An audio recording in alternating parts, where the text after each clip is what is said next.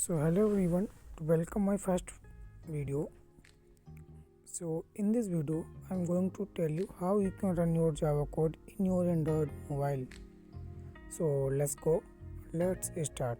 You may be thinking where I can use it. Think that you are going to somewhere else and suddenly you thought about to code. You want to code something. So how are you gonna do that? If you don't know, don't worry, I have a solution for that. So let's go.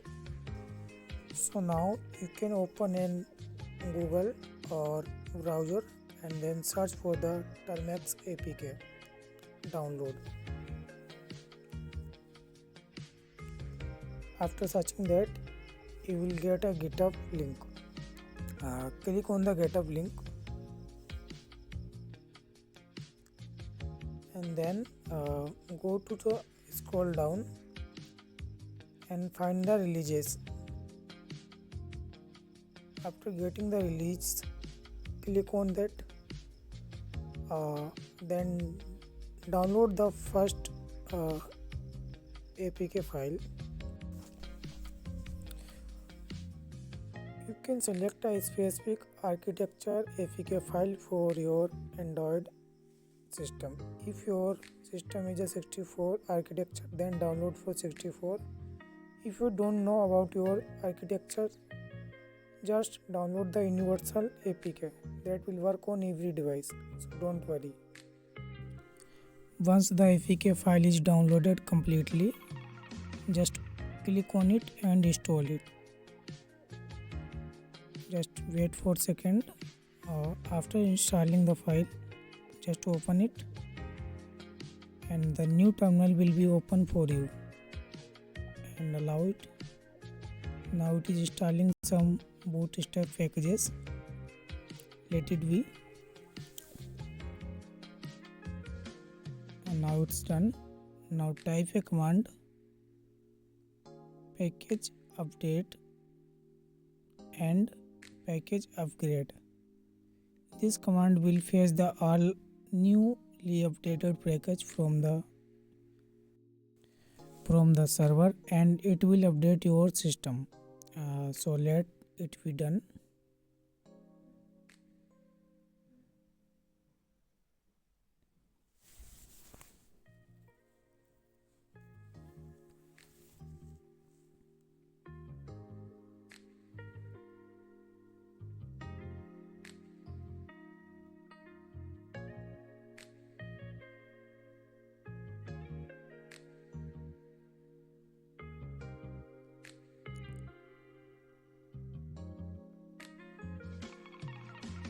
Or just type buy and enter.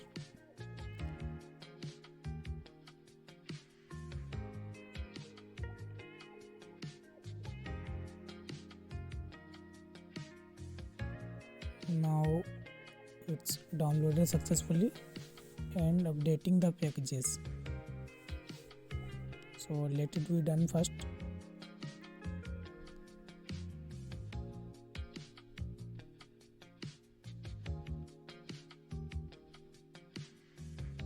Just enter, don't write anything.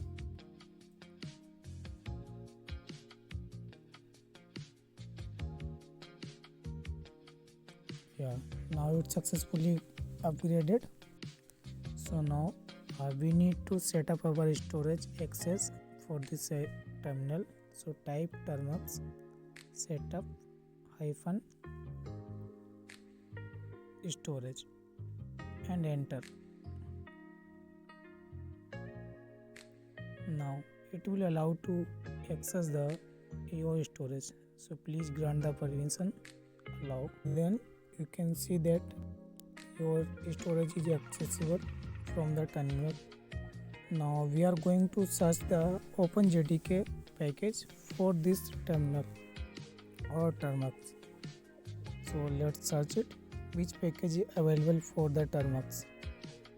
So type package search OpenJDK and enter. Now you can see that OpenJDK 17 and the other packages are available for that. We are going to use OpenJDK 17 because it's a stable package. So just type package install, open jdk -17 and just enter. So it's asking for the permission, type by and enter. After the entering, it will download the 115 MB data for the OpenJDK kit. So let it be done it. Then we are going to run our Java program in this terminal. This terminal is totally offline. You can use it anytime, anywhere from this APK. You don't need to use mobile data or any third-party app. It's very fast, so you can use it very easily. So let it be done first. In the upcoming videos, I'm going to tell you that how you can add the Git and GitHub so that you can fetch code from your repo, and you can also push your code to the repositories.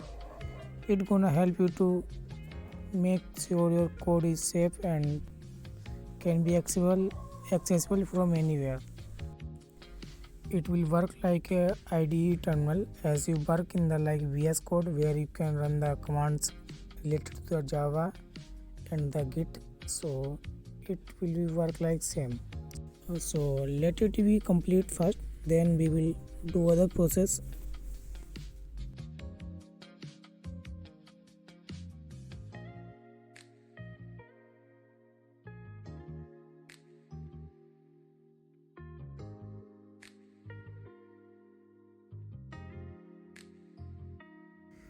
Now our JDK is successfully installed in our system. So let's check it by the running Java command. So let's run a command Java - or -- version. So let it check it is enter. Now you can say that OpenJDK 17 is successfully installed. It shows the version and other details. So let's clear the terminal. Now we are going to our storage. So change your repo cd storage. So let's now after the storage we are going to cd shared, where the all files are accessible. So that we are going to shared, where we are making a directory mkdir java named. So I think Java is created. Let's go to the Java directory and clear the terminal. We are going to create a Java file using a command nano hello.java. If you don't know about nano, let me explain first. Nano is a command. Using nano you can edit your text file or write some text in the terminal for your files, and you can save that file, and you can also update these files. Press the enter and the write Java code.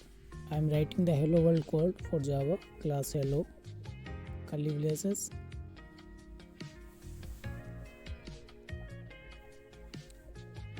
Then public static void main string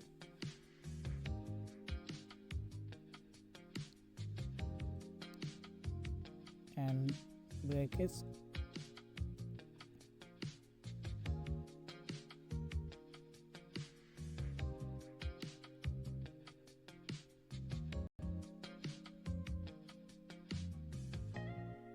Then arcs, closing bracket and opening braces. Now here I am going to print my some message. For this I am writing system.out .println, then bracket, then double quotes, hello world and closing the commas and semicolon. Then I'm going to click Ctrl O and then Ctrl X. It will Ctrl A is used to save our files and Ctrl X is used to exit from the nano terminal. After the nano terminal, I'm going to compile my Java code using java hello.java, and after the file is compiled, then I'm going to run my code using Java and then my file name hello. Now you can say that their hello world is printed successfully. Now you can say do that whenever you want to run your code.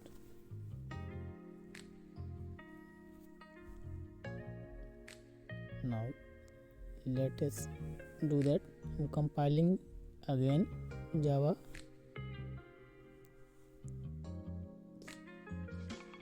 And then I'm going to clear and going to run my code again Java hello and enter. Now you can say that there is a hello world successfully written. Now I'm going to open my file again, named hello.class, which is a class file, bytecode file, which was generated by the Java compiler. You can see here. Now all process is done successfully. So whenever you want to write a new code in Java, just create a file with nano and with the extension of .java and write code in the nano. After you have done your code, just Ctrl O, that will save your file, and then Ctrl X, exit from the nano, and after that type Java C and your file name with Java extension and enter.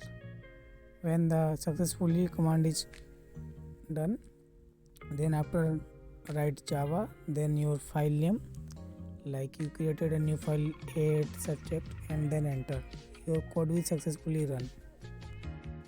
So thank you so much for watching my video. Have a good day.